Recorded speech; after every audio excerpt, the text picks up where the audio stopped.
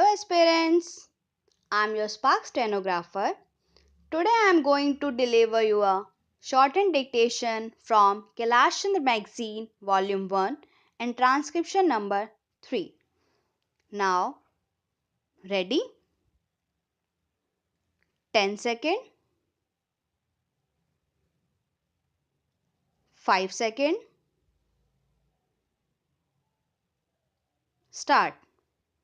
I am thankful to you for having given me this opportunity long last to say a few words on the budget. Already much has been said and I think the finance minister has come in for his share of congratulations as well as criticism. So, there is not very much to say, but I should like to say a few words. The increased development expenditure and the absence of any new taxation has earned for the budget a good response even from the businessmen. I especially welcome to the relief given to the middle classes by raising the exemption limit of income tax in respect of personal income. No doubt this is some relief to the middle classes, but I would request the finance minister, if he could, to raise this exemption limit from rupees 40,000 to 60,000, as that would give substantial relief to the middle classes. I am indeed glad that the Taxation Inquiry Commission has been appointed with Dr. John Mathai as the chairman, and I am sure that many of the vexed problems may be solved through this commission. At the same time, I would request the finance minister to put off the estate duty bill for the present, since this inquiry commission has been appointed and they may go into this question, for I feel that it is not an opportune moment to put on more taxes on the people. Already, as Mr. Gadgil has pointed out, there are so many taxes on the people. The people are overburdened by taxes and they are just trying to recover their subsidy. So, in regard to estate duty, I would ask him to consider about it. My reason for asking it to be postponed is, as I have said, that the people are still facing economic distress, and then our government is not able to offer the amenities which other countries have, where the estate duty exists, such as free compulsory education for children, free medical aid, homes for the poor and the destitute, old stage pension, etc. So, my humble suggestion is that this point may be considered by the Taxation Inquiry Commission. I agree that there is a brighter side of the picture and that instead of continually harping on our poverty, we should also see the bright side. We are making encouraging progress towards laying the foundation of a welfare state.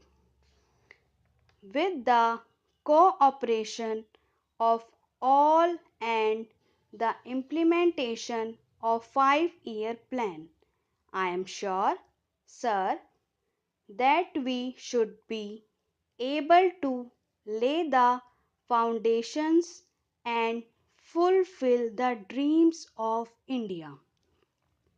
It is indeed encouraging to know from the finance minister that there is a tendency of lowering food prices all over the world, and in that case the prices in our country too would be lowered. Regarding defense, for obvious security reasons, I do not agree with my friends who say that the expenditure should be curtailed. It is not advisable to take any undue risk and slacken the defense agreements. Indeed, defense is one of our valuable assets. Although strange to say, there seem to be adverse opinion in some quarters. I agree with what General Karikappa once said, that God and army are remembered only when there is trouble. The army consists of the most disciplined and loyal set of young men. It would not be proper to affect economy in the pay of these brave officers, as it would not be an incentive for the right type of young man to join the army, and it would become ineffective and inefficient. I believe already officers who were drawing rupees 14,000 as their pay are now getting only rupees 7,000 and about rupees 1,000 as allowance.